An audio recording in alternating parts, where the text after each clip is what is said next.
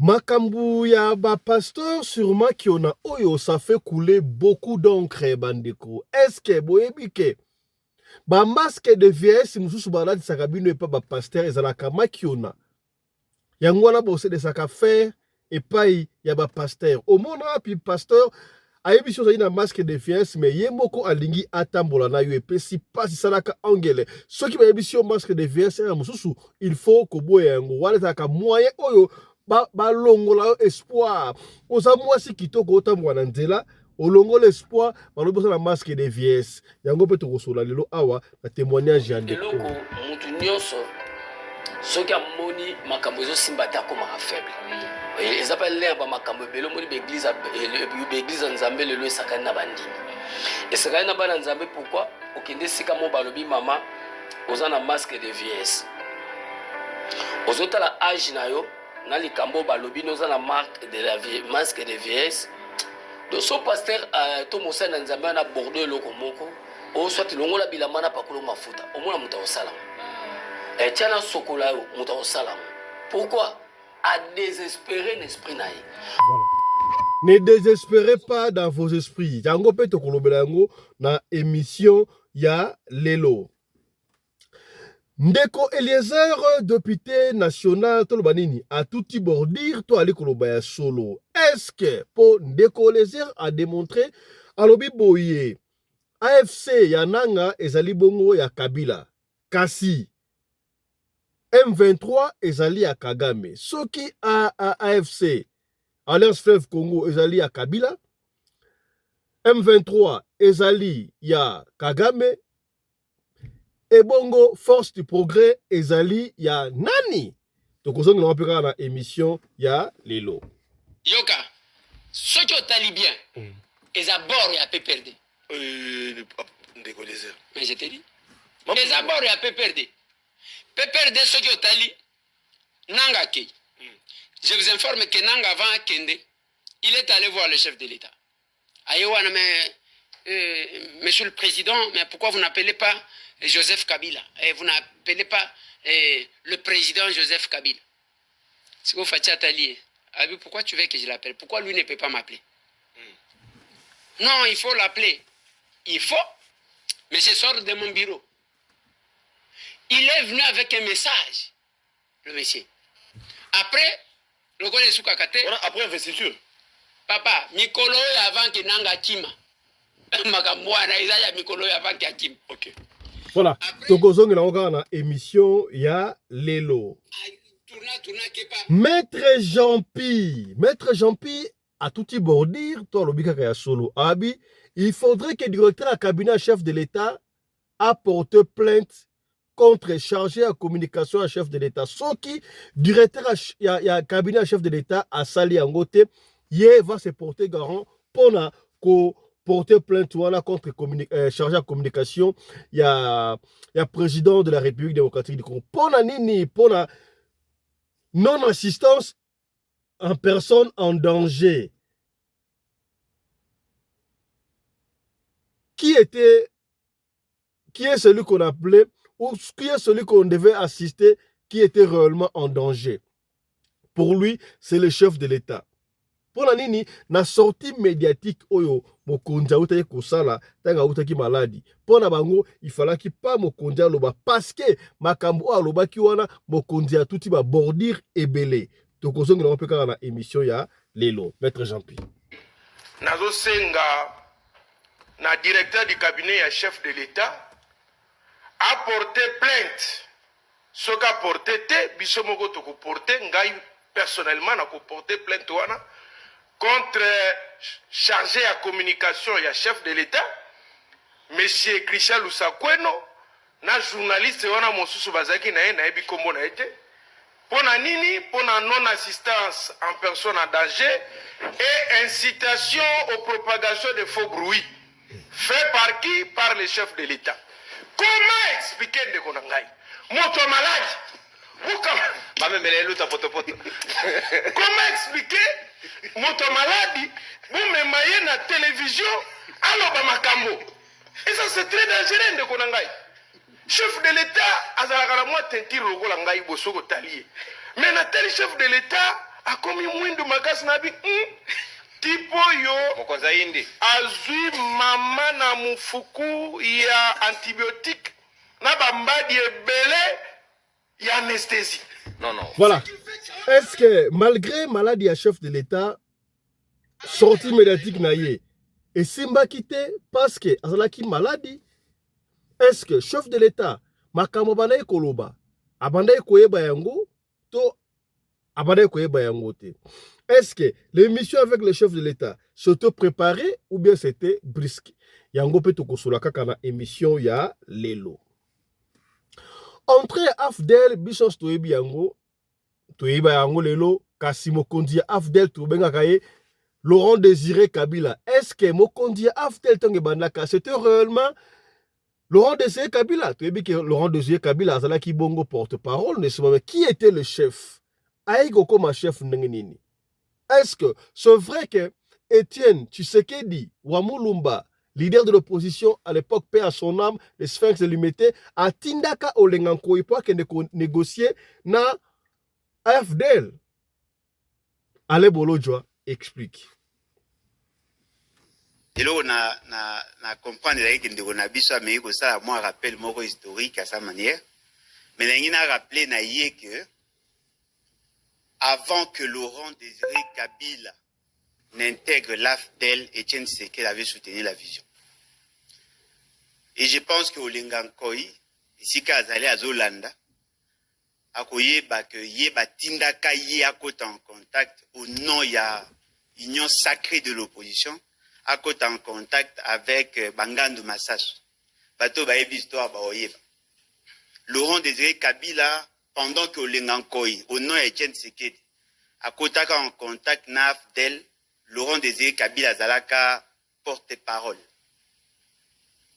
Laurent Désiré Kabila s'est déclaré président et à AFDEL, je crois tant que na Lubumbashi, avec au confirmé en Akisangani. Il n'était pas au départ le chef. Mais Étienne Tshisekedi était en contact avec eux. En 1998, tant que Étienne Tshisekedi a ébissi na Laurent Désiré Kabila, Zongisa Batoua na Barwando Bayaki na compte AFDEL, ba étranger pour Bazaki Belé. Tout tika la biso na biso ba Congolais to comme parce que Étienne Tshisekedi a daki na posa pas comme ça premier ministre par rapport il y a ba résolution il y a conférence nationale souveraine. Laurent Désiré Kabila il dit que ce n'est pas possible pour pouvoir na ba pouvoir révolutionnaire ba ko reconnaître la constitution il y a conférence nationale souveraine. Voilà. C'est ce que nous allons décortiquer aussi dans cette émission, mesdames et messieurs. Bino batubo kendaka na ba salon kokata basuki. Bokendaka na ba salon kokata basuki. Babendi matoi.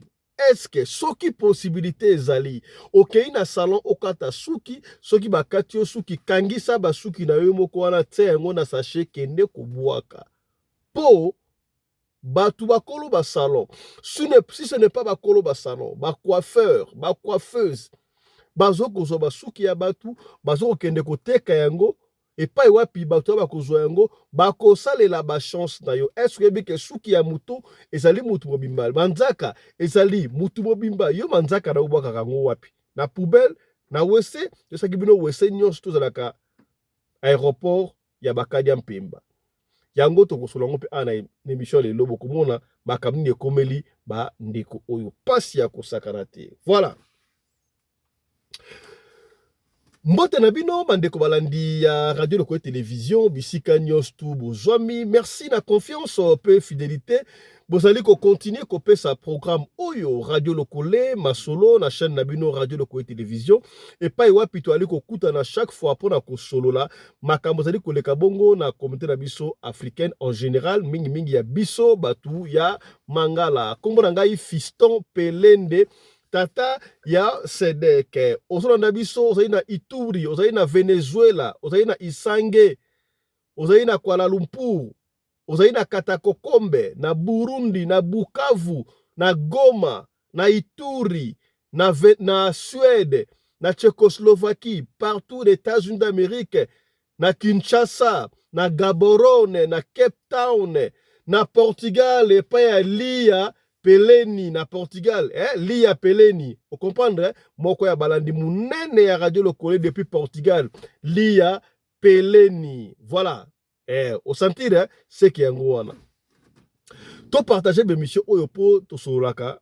pour la nuire pour la et surtout oyo la sarabino ezalaka émission ya éveil ya conscience lelo mokolo ya domingo dimanche bayike bakendaki église na tongo bayike bakokende na pokwa bayike bayepe na église Kambute yango na dengara te vraiment dimanche kozwa bino temps mingi po tali mokolo ya famille po tateya kofala na famille tolingaki en principe to sala émission te na habité mo makambo ebele ya kosala ezali makambo ebele ya koloba ba matière to benga yango matière ekoti ebele alors so tolengisi mokolo ya dimanche boye ba matière mosusu ekotombe kadi yango na bayo to sola ba moke lelo dimanche pour lobi to entamé ba matière ezali ebele boyokaki ke ntaba moko abongwamaki mutu abomi bana boko mibale et salamaki wapi boyeba salamaki te lelo to ko so eska elo kwa salamaki ezalaki ndenge to ko beta solona lelo te me lobi ko ba matière ezali ebele alors wale ezali makambo to so lobi lelo to so makambo oya ba coiffeur ndenge ba oteka basuki abatu to so la pays politique ya mboka na biso pour mboka le pays va mal hein? On ne peut pas se voiler la face, le pays va mal. Le pays va très mal. Ce pays nous appartient à tous. Dans le Bakayango, chaque fois, ceux qui ont le pays n'abisote, moutaka ko le pays n'abiso azate. Toboy musique et bétate. Toboy théâtre salamate. Mais là, tout le monde est-ce que, oui, c'est vrai, ceux qui vont dans matanga, musique et bétaka, oui, musique et bétaka, papa fisto, bon, musique et marque nini. Musique ya marque nini?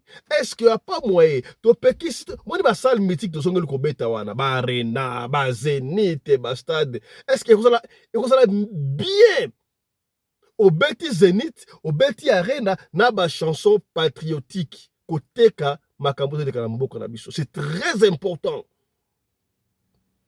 On a tous des divergences, mais le Congo Sansabiso, ils kaka maman oya botibiso, et maman botibiso zali zali Congo démocratique. Est-ce que komi to soli pembe to baki yango to so ta mingi te pour les zali mokolo ya lo mingo. Yambo to sola makambo oyo ya makiona bandu ebele ba plaka bango no yo masque de vieillesse pa pasteur. Makambo ba pasteur oyo.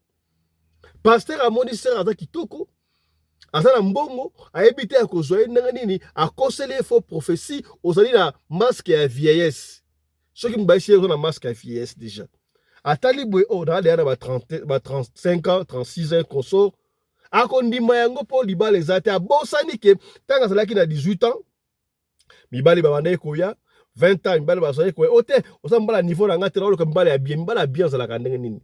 Tant que 25 ans, mbala bazo so lingate 36 ans auquel église on a bala yesu ale kuna okomi bilé ya pasteur nanto komi na to sola yango comment est-ce que masque vient beaucoup témoignage ancien magicien ndenge ya koloba kasi yango to ko kuna tika to sola makambo ya mboka na biso ya makambo ya mboka na biso ça fait couler beaucoup d'encre biso to toujours to kenara biso na vague moko elo ko bimi to kei boy oh ino sacré to kei oh sénat to kei. Des fois, il faut avoir ce discernement. Il y a makambo le kalambo na biso. To ndaki ndeko Eliezer député national ex-confrère so par exemple ka confrère y a pas de souci. Ai koloba makambo oyo mboka na biso makambo ya guerre ya oyo ya M23, tu as vu que M23 bazali banguna ye asali yango na ndenge na ye. Ce que je veux dire ici ça n'engage que ndeko Eliezer, ça nous engage pas. Ndeko Eliezer c'est le parallélisme pour na hier obi M23 ezalaka ya Kagame.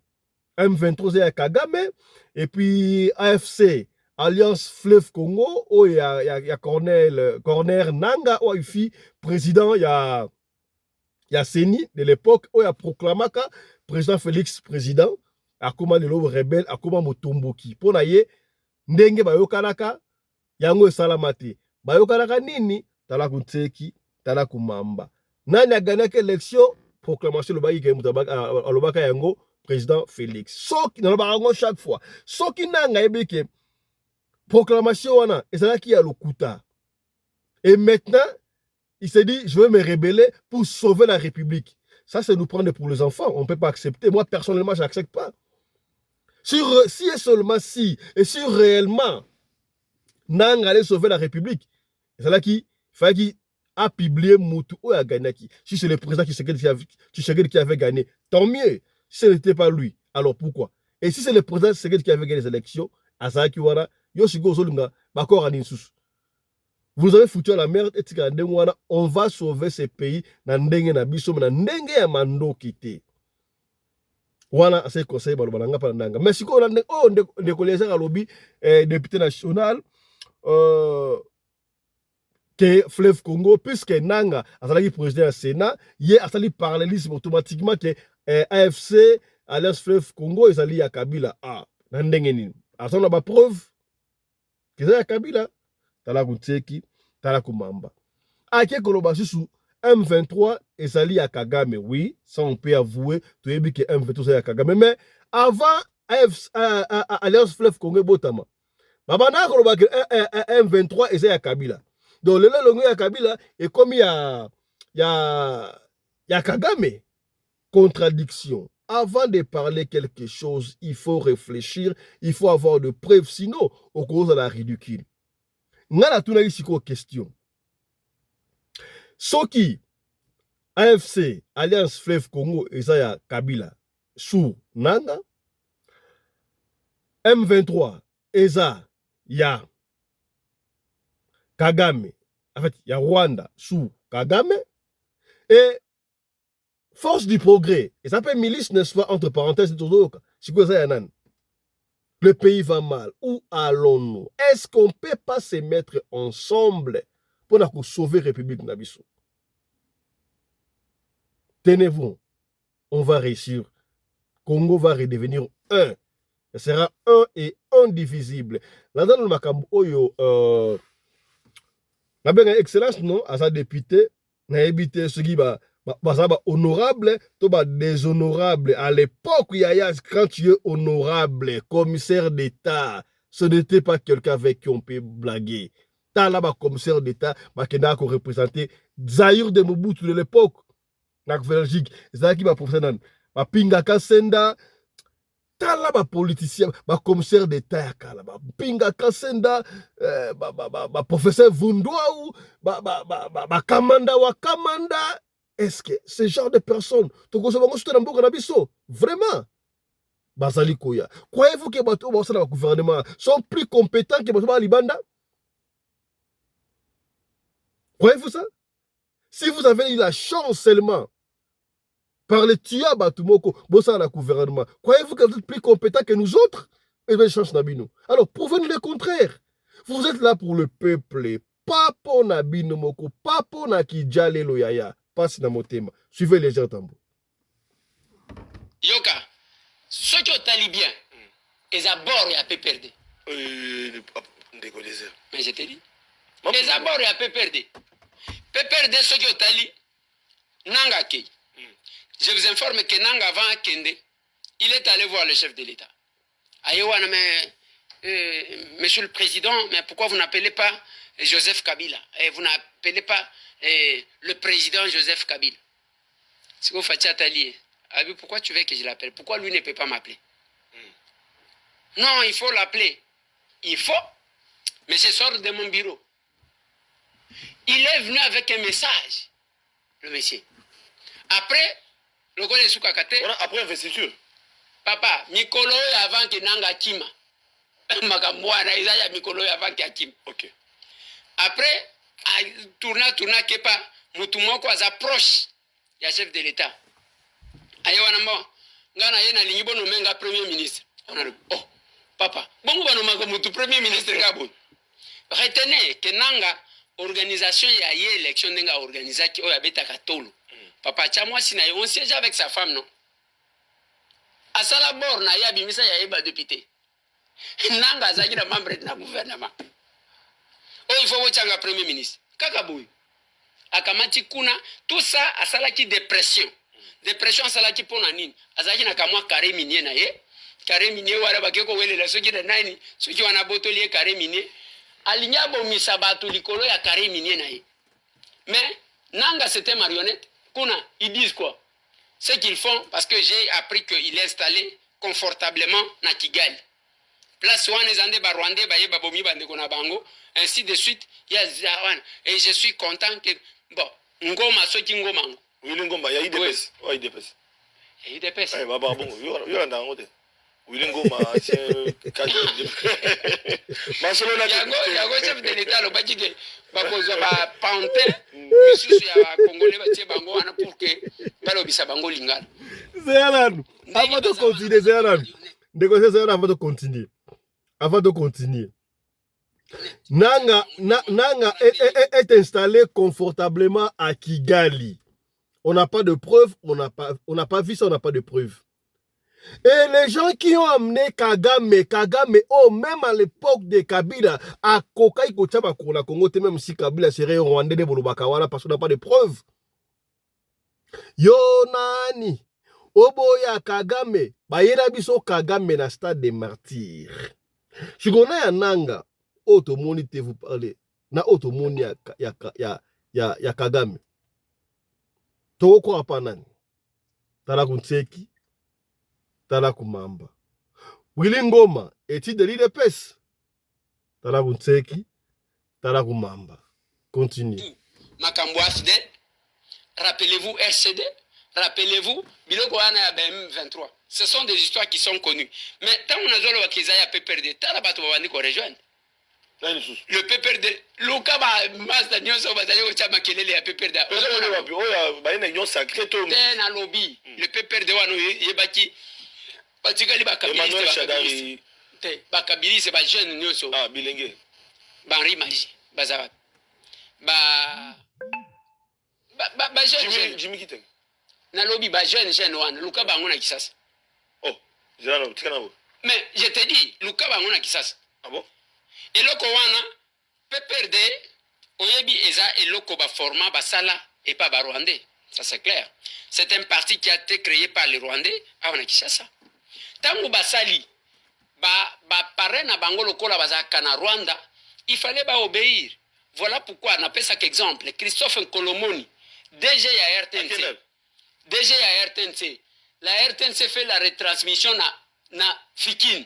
Batanika ba Rwandais, il a été suspendu tu lelo au cadre à PPRD. Donc les Rwandais c'était les intouchables, les incitables, au co cité bangoté. Aux hommes. Mais maintenant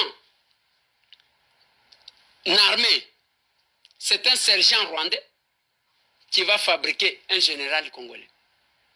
Un sergent. J'ai dit un sergent. Bosco Tangana était un sergent en Rwanda. Tous les généraux ici, la plupart, ils doivent fabriquer bango, à part Oyo, qui ont suivi cursus. Yango Zomona Bazo Bang. James Kabare Bewana, nos généraux Zakamuko, James Kabare. C'est leur fruit. Voilà pourquoi on ne peut pas tenir Nabitumba Oya Yakuna. Les chefs de l'État, mais pour que le chef a déclaré, il faut qu'il soit sûr Nabatouazanaban. Et aujourd'hui, Félix Antoine Tshisekedi Tshilombo a lancé la dérwandarisation des institutions, la dérwandarisation de l'armée. Voilà, c'est là où que ça dérange. Maintenant, tu peux perdre des bazoken. Balingi bazongi c'est la biso ba Rwanda ba yako konza biso. Bazonga lisusu na armée, bazonga lisusu na institution nyonso ndenge bazalaki oyo basala. Voilà. Bon, en fait, est-ce que Maloba, oh, les gens, Maloba qui député, je ne sais pas. Surtout qu'il y a contradiction, et qu'on s'en a bien été, mais ça n'engage qu'il y ait. Mais tant que nous sommes allés où vous êtes allés signer contrat, il y a mine kuna, au Rwanda, à raffiner en gros, tout ça. Et quand on disait, pourquoi signer contrat en athée, est-ce que, voilà, vous avez été, vous avez été, pas paya. Tala kunseki, tala kumamba. Totu nara mituna. Tango to dénoncer awa, on a force à EACA, non, EACA te basa ba nilotique ndenge mona ba Rwandais. Est-ce que bon dimaki? Tala kunseki, tala kumamba. Tango to loba awa, Sasunge soit commis, Pierre ba Rwandais. Lorenzo Joao, Pierre ba Rwandais. Est-ce que brutal? Bino linga makabwe salama et puis akozonga. Où allons-nous? Maître Jean-Pierre, est-ce que à tout bordir, toi, à tout bordir, Maître Jean-Pierre Lobby, Il faudra que le directeur du cabinet en chef de l'État a porté plainte contre le communicateur chargé de communication et chef de l'État. Pour l'année, il fallait qu'il n'y ait pas interview et Salama. Sortie médiatique, il y a chef de l'État Salama qui wana. Bokonza tuti ba bordi au sakanate. Ba bordi en ndengeni. Est-ce que makamu o mokonza mane koloba. Santé na ye. Il fallait qu'il y ait la télévision d'engwana. Bah ça là qui est RRT. Yo muni ndengeni. Moi je n'ai pas de commentaires à faire. Landa Maître Jean-Pi. Nazo senga na directeur du cabinet et chef de l'État a porté plainte. Ce qu'a porté te biso moko to ko porter ngai personnellement na ko porter plainte wana contre chargé à communication et chef de l'État monsieur Christian Lusakweno na journaliste wana mosusu bazaki na ye na yebi kombo na ete pona nini pona non assistance en personne en danger et incitation aux propagations de faux bruits fait par qui? Par le chef de l'État. Propagation de faux bruits. Expliquer de Konangai. Moto malade. Comment expliquer moto malade? Vous me maillez na télévision alors ba makambo. Et ça c'est très dangereux de Konangai. Chef de l'État azalaka na moi tenti rogola ngai bosoko talier. Mais na tel chef de l'État a commis mwindu makasi na bi. Tipo yo Mokonzaindi azui mama na mufuku ya antibiotique na bambadi ebele ya anesthésie. Non, non. Ce qui fait que anesthésie le kana ki chef de l'État mingi et puis na no sila ki. Est-ce que Yozana effectivement. Non, s'il vous plaît, maître Jean-Pierre. Est-ce que Yozana va donner médical? Non, non, s'il vous plaît. Attendez. Oui. Il était malade, vrai ou faux? Erni Biscal akelongwa ke wa Pasco erni wane comme iko sala passe makasi mingi. Nécessairement pour chef de l'État so moi kimia, fallait qu'il va prendre ça comme moi et loko va bengi anesthésie. Comment mutu sous les effets ya ba anesthésie, mupriku ya ba antibiotique na nzoto et si yindi chef de l'État lo bakana moi ba geste na moni akoloba kimia, Christian Lusakwenu se permet na moto malade ko bimisa ye ko koloba. Siko tala makamboni na lobi.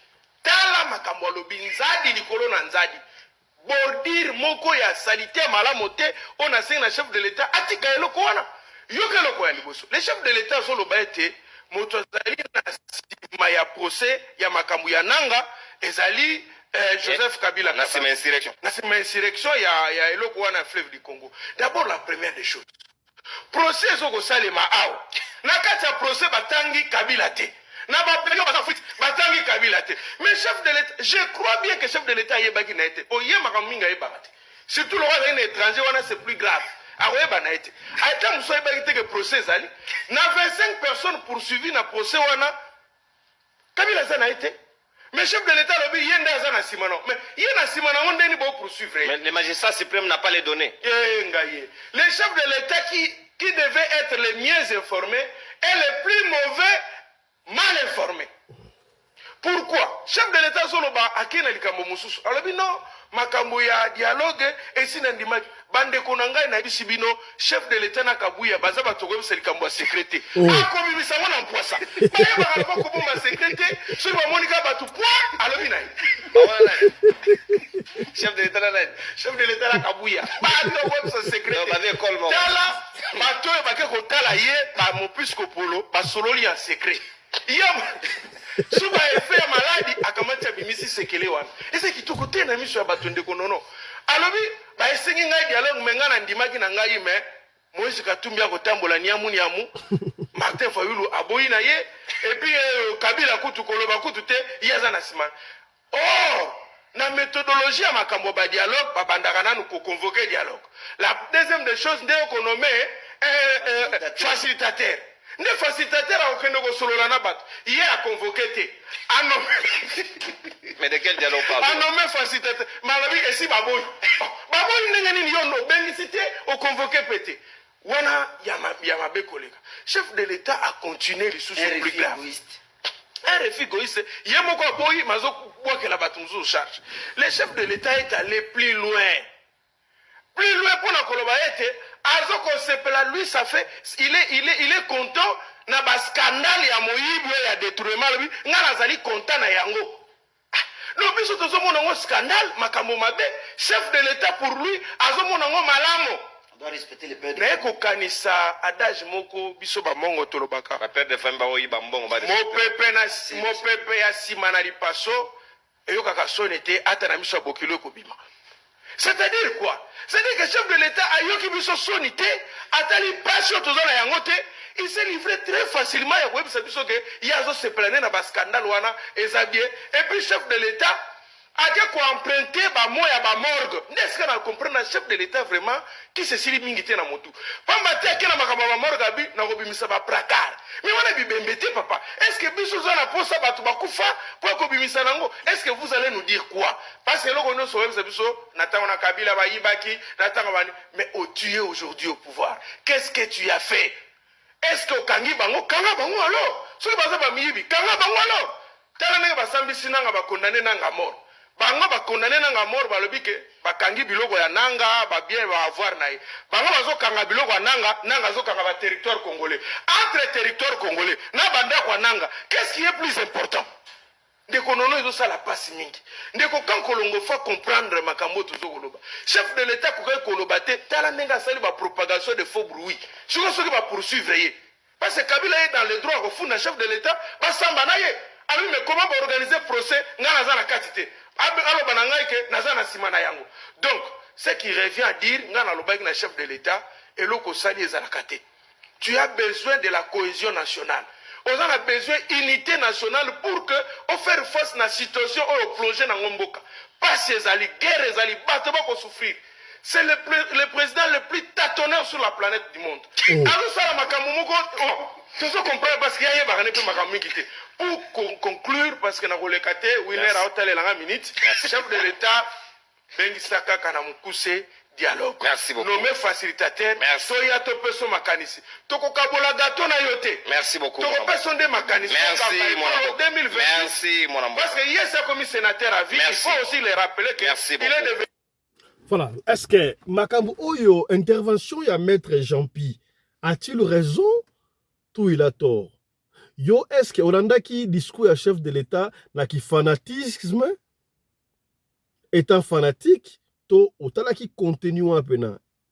Ils qui musclé, tout qui bâclé. Mais quand on parle de la maladie des chefs de l'État, oh non, à quelqu'un qu'on se faire soigner hernie, est-ce que c'est là qui hernie à solo? Parce que je lu quelque part, j'ai vu quelque part, on parle de la maladie appelée sarcoidoise, sarcoidose, voilà. La maladie sarcoidose, et ça quoi? Est-ce que pouvez-vous nous expliquer comment on a sarcoidose? Et ça dit quel genre de maladie? Est-ce que sarcoidose, il y a un de hernie, on ne peut pas rentrer dans la santé à chef de l'État parce qu'on n'a pas de détails. Est-ce que c'est là qui sarcoidose, ou c'est là qui hernie? Arrivé à Afdel, est-ce que avant Mouzé Laurent Désiré Kabila comme leader à cet autoproclamé président, il y a Afdel président de la République démocratique du Congo. Il était porte-parole. Qui était président? Bangandu Massassou et consort Kuna, mais il paraît, est-ce que c'est vrai que le FENX de limité a Tindaki Olengankoi a qui ne négocier Namo Kondi à Laurent Désiré Kabila à l'époque pour la AFDL à côté de la Congo. Balinga va négocier nini. C'est vrai ou c'est faux? Nali Kolobate, Yoka Alebolo Djoa, comment est-ce que a intervenir sur ce plan-là? Suivez. Et là, on a comprendre que on a biso mais que ça moi rappel moko historique à sa manière. Mais on a rappelé que avant que Laurent Désiré Kabila n'intègre l'AFDEL, Etienne Tshisekedi avait soutenu la vision. Et je pense que Olengankoi, ici Kazale à Zolanda, a koyeba que yeba tindaka ye à côté en contact au nom il y a union sacrée de l'opposition. À côté en contact avec Bangandu Massassou. Bato ba histoire ba oyeba. Laurent Désiré Kabila, pendant que Olengankoi, au nom Etienne Tshisekedi, à côté en contact n'AFDEL, Laurent Désiré Kabila Zalaka porte-parole. Laurent Désiré Kabila s'est déclaré président et AFDEL, je crois que Komaki na Lubumbashi, avec confirmé en Aksangat. Il n'était pas au départ le chef.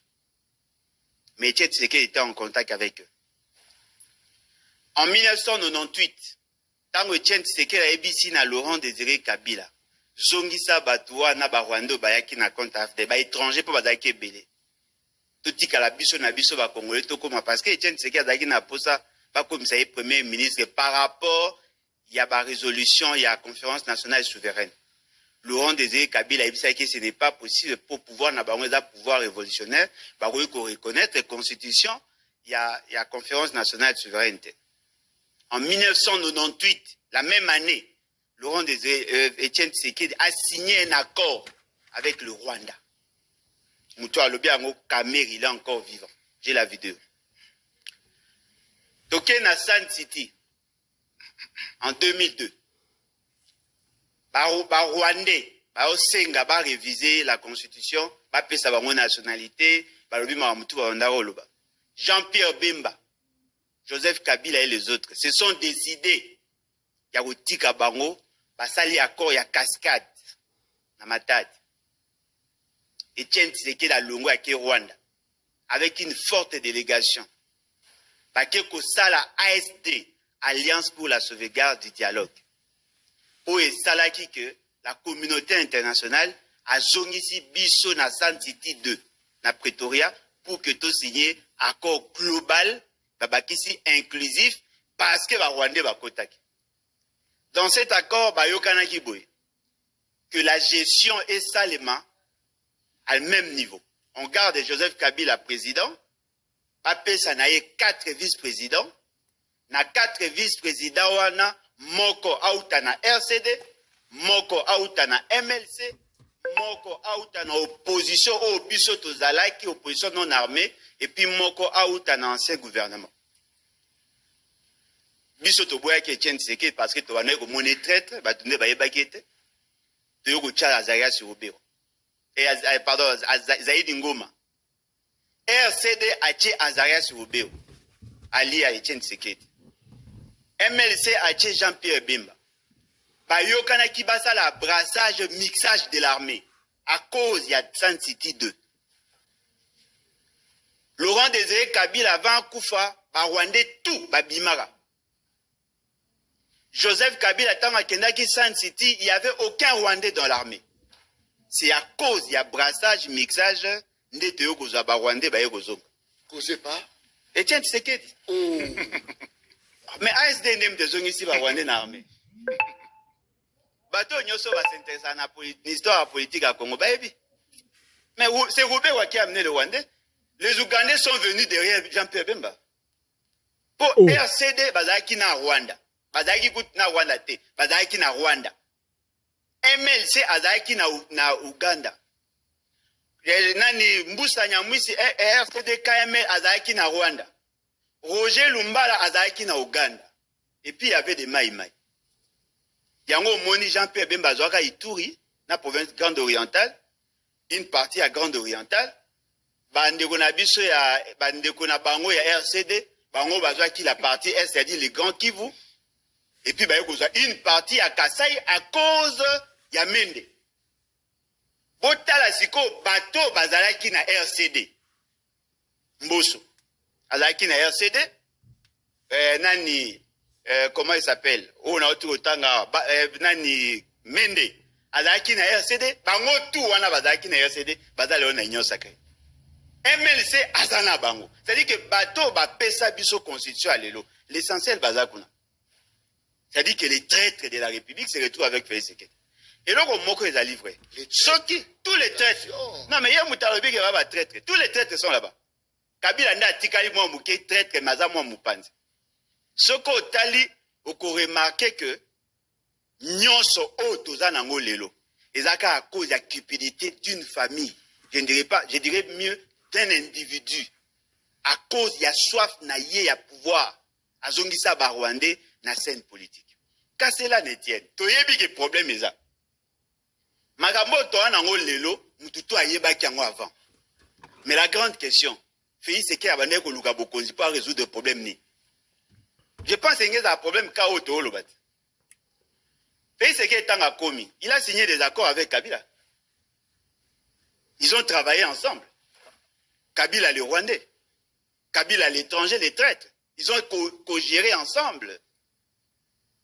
Le ministre des Affaires étrangères, il y a Kabila. Nde wana zaki na kati ya gouvernement. Ministre ya défense, baebi ndenge balukaki beau-frère Félix Tshisekedi. Ministre ya intérieur, baebi comment ils ont fait, ils ont co-géré ensemble. Pona nini Janine Mabunda na président ya Sénat onani. Il pas à peu mouter CD. Nani Tambwe Mwamba. Pona nini babeba na Félix Tshisekedi. Po bango baboyaka ko soutenir Félix Tshisekedi na idée na ye ya ko approcher Rwanda kokotisa biso na EAC. Oh. Félix Tshisekedi a kotisa biso na EAC. Qui a parrainé, parce que pour la côte EAC, il faut être parrainé par un pays. Qui a parrainé la RDC pour la côte EAC? C'est Kagame. Balobi, Boma Congolais tika Kagame. Ah! Bakamiambo qu'on a vu sur MO et Pesaramutu Kosoa. Je n'ai pas de commentaire à faire là-dessus. Bamou Palobaka, O Azana Matoya Koyoka, Asala Nini, Ayoka. Voilà, la régime est fait signe déjà. C'est presque 41 minutes déjà. Hey, voilà.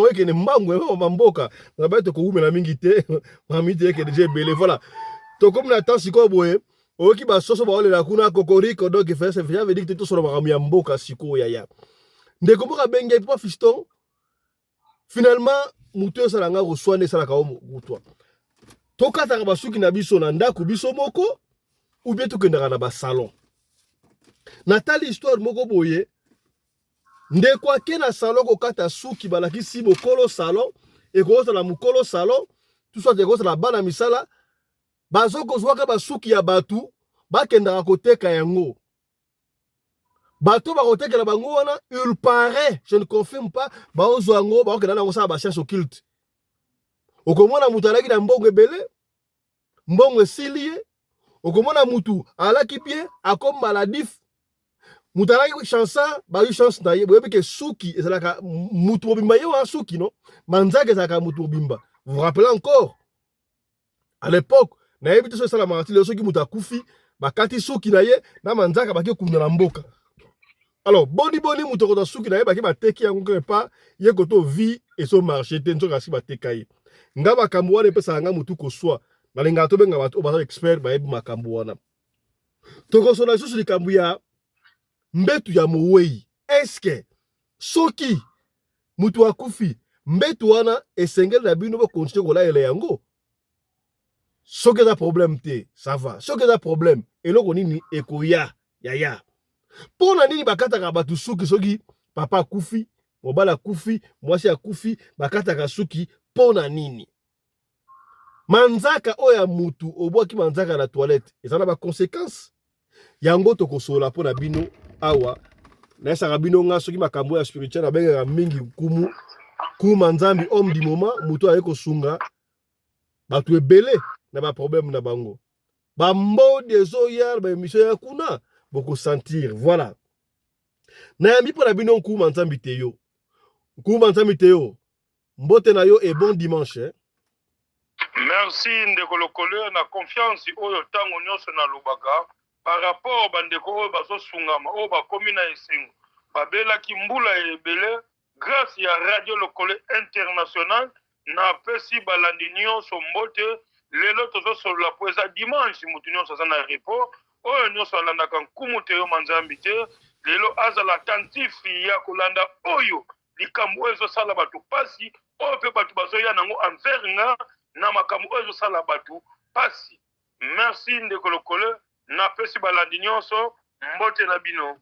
Voilà, ko manzambi lelo mokolo ya yenga toko solola makamba ko solola ezali ebele le tona mo mituna mo 5 4 6 mituna awa oyo ko sunga biso pona bandeko ba yeba toko kena lombango ko manzambi te yo mama moko ndeto ba ine bandili awa papa Fisto yebisa bandeko ba sala ka attention o ba okende ko salon ba tumsu na kate ba salon de coiffure na ba oyo baperi bakangaka suki basuki oyo bakataka suki bakomi kozwa basuki ya bato bakendaka koteka yango epai ya bato moko songolo bato wana baza kozwa suki wana bakendaka koteka entre parenthèse na bato oyo bazwaka bachance ya bato.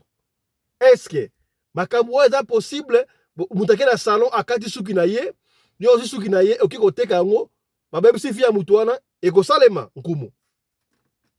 Merci ndeko lokole na mutuna oyo ya question na balandi nyonso oyo bazolanda nkumu teyo manzambi ya nuna kindwenga ye kingangu bavene kwa tata fumu kimbangu yani ndwe kusu ngangu za onzo mvutukulu ya onzo lelo bandeko bozalaka très attentif ya koyeba kati ya likambu nino zokende kosala lelo ero kozomona kokoso eloko moko etambulaka nga na mutu soki nasali boye na makolo eloko zotama ezovimba mama papa yaya mwana ero moni oke na salon lelo ero nazopekisa bino eloko oyo boko kosala te po biso mpe tozalaka na ta ya koutilize yango oza nango posa mais par rapport ya vision ya korespecte coutume okoyebisa mutu en avance po akoka kokutana kati na likambo wana te lelo oke na salon okatisi suki fozala prudence mpasi suki no ezokweya suki esili osi oloko te suki na yo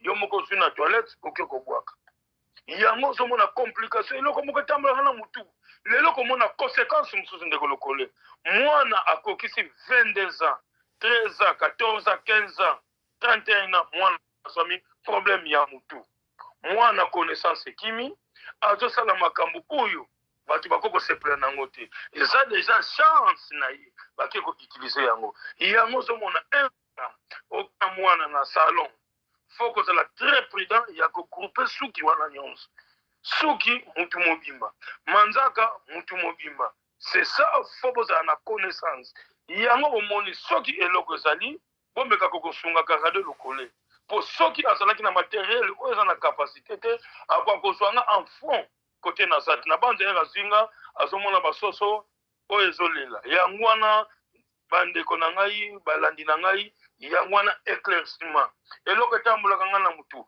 eloko etambolaka nga na makolo c'est ça ngai nazobonga te baninga kaka babongaka yango wana eloko eza utilize bato oyo baza na basalon bazoteka yango na bamonta moko élevé po eza na utilité par rapport ya basiance oyo ekomi partage ere bazwi suki oza bomoime deja basalelaka yo c'est ça ndeko lokole oza na mutu oke kokangisa suki fo ozala très prudent omona mama moko boye sene fille moko boye na journée fois kanga 50 mitu 20 mitu 30 mutu akangaka suki ya pamba naza na baimmeuble naza na mituka bato baye kokangisa suki mona banda bavandaki soki akangi te lobi susu oye kovandela ye c'est ça la domination c'est ça on appelle pouvoir ancestral par rapport ya magie oyo ekomi élevé suki na manzaka merci ndeko lokole mais nkumba nzambi te yo soki moto manzaka na eza milai akati manzaka abwaki yango na toilette eza na baconséquence soki moto asali yo manzaka yo kati manzaka obwaki na toilette toilette ezalaka mondi mosusu mais ere obwaki yo moko na toilette eza yo moko inspiration na yo obwaki eloko na toilette eza na conséquence te mais mutu oyo azosala manzaka azwi ndeti ye abwakela yo c'est archi faux soki aye atapa na nga atekela nga yango nakosomba yango yango moni po kokutana na risque wana te kopesa deja connaissance yango zomona mfumu kimbangu abandaki kote ya biso eloko na ta mutu akoya envers yo ava kutana nango yebisa ye ayeba eloko nini oyo nazosala conséquence nango nini lelo ate omoni mutu akufi bakokata manzaka be bazalaki mwasi na mobali lelo bofongola matoyi bocomprendre que veut dire la spiritualité na bisika nini oyo tozokende na kati ya mokili mboni ekomi na suka ténèbre oyo eza toujours dominé likolo yango moni ndeko salaka na matoyi soki keso tuna nkumu tala eloko oyo lelo mama akufi papa akufi bazwi manzaka bakati bazwi soki bakati séparation mutu oyo akufi na mutu atika na mokili bazalaka su linema moko te bandeko na ngai faut bozala na connaissance, c'est ça on appelle mission oyo ezalaka ya kopesa connaissance na kosunga na eloko oyo ewumeli yo na malade mutu azalaki normal mutu lelo ezosala bien te sagesse eza te mwana mosusu ya 4 ans ya 5 ans abotamaki me po aloba eloko moko ezokangi na monoko eza pasi bandeko baka wana ekomi difficilement na bato combien de cas oyo na traité déjà na mwa moko concernant babiloko wana. Merci ndeko lokolo. Kuma nzambi te yo pona nini soki mutu papa akufi mama akufi konso bakataka bana suki pona nini okati bana suki na banzaka mobala akufi bakati mwasi suki konso est-ce que ça a conséquence te pour aller passer la bleu importance dans ngozani. OK, mususu eza na connaissance. Mususu eza na nini na kobenga na terme na employeur eza nango na conséquence modalité par rapport ya nini lelo ba coutume oto bengaka ba coutume par rapport au respecter ba norme il y a des coutumes mususu bakolongola suki mususu bakolongola suki te bakosala bikila kila okotela mabisiko za place bazokunda mwasi bazokunda mobile cercueil ebandi kokende olandi un pas deux pas trois pas otindiki yango baluki sima ozidre oti baye na yo ti esika oyo eza na oyo ya biso eserviaka baesprit bakotisi yo na douche bakotisi yo na toilette basokoli yo soki balingi balongoli suki soki balingi balongoli suki te yango ozomona mokili blambo yango moni bokotaka basiance nyonso ya bikota te omoni yeba eloko nini oyo nalingi nasala na eloko nini nalingi nasala te nayebi na connaissance oyo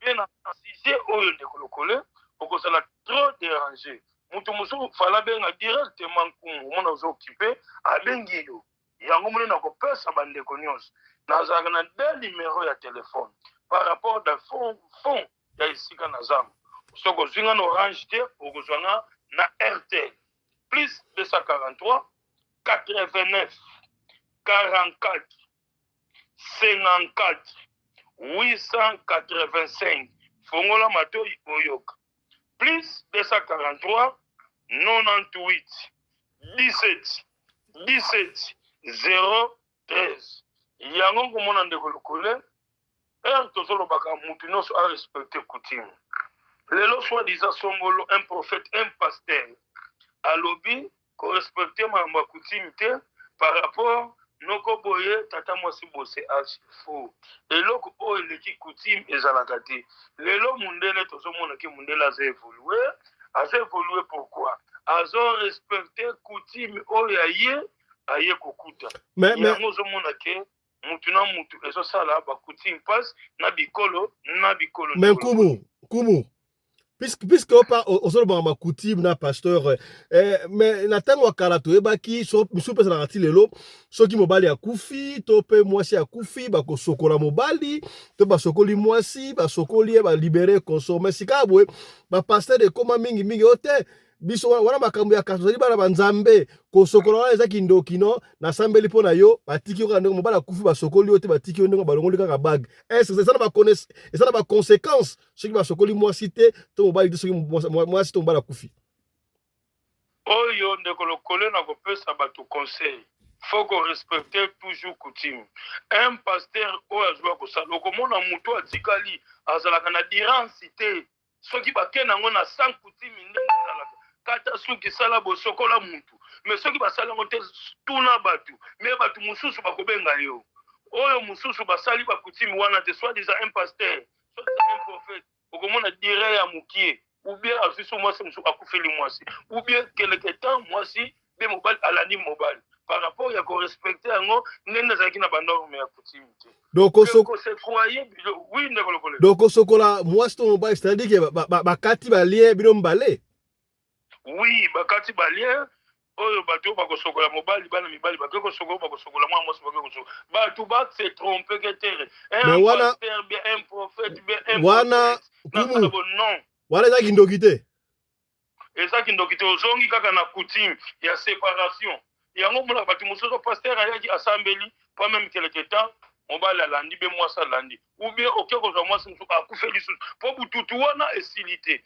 bato ebele bakutani na eloko wana ere bokutani nango nkumu te yo akoexplike bino ya koyebisa bino eloko oyo esalamaka place wana yango wana ndeko lokolo bon nalingi mpe so wana tosimba moke oyo explike biso nayokaka balobaka kosokola apart kosokola wana soki mobali akufi il faut otambola na mobali moko oyebi te mbala moko epi bokutana susu tozalaka ya solo est-ce que comprendre c'est archi faux ezalaka boye bato oyo bakosokola mama oyo bakosokola papa fo azala ye bakufela ok yoka siko kutime ndeko lokolo yoka siko kutime bato oyo bakosokola papa bakufela basi oyo bakosokola mama bakufela mibali respecter coutume wana okomona kobombo te ebele bato mosusu yango monaka mobali akufi oyo azomonanaka oyo alotisaki ngai boye mpo balie bosepare yango malamu te ebongo oyo toyokaka no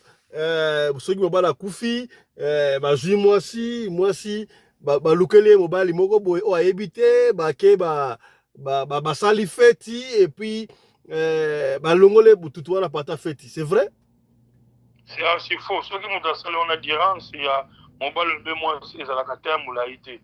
Il y a un moutou moussou à couper la cabassi, à éviter erreur nini et salama place wana, et à couper la moi, c'est à couper la mobile. Les lots moutou moussou quitté, à zan mi salama bête.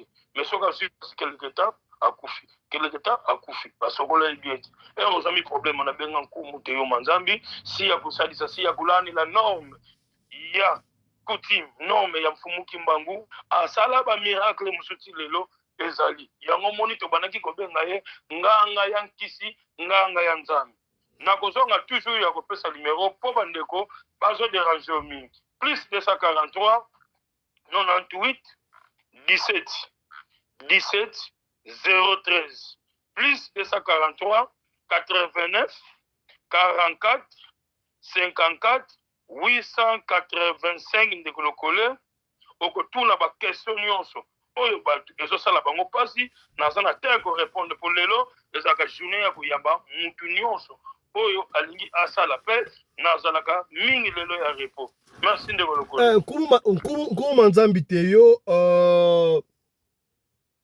soki ozalaki na lit conjugal na mwasi na mobali eke mwasi akufi to mobali akufi mbetu o bwana kolayela yango wana est-ce que ça possible soki mwasi no akufi to mobali akufi o continue kolala na mbetu wana to mbetu wana il faut bwaka yango ozwi osomi mbetu mosusu asika normalement na ba norme oyo eza précis par rapport biso ndenge toyekoli musala c'est ça on appelle pouvoir ancestral.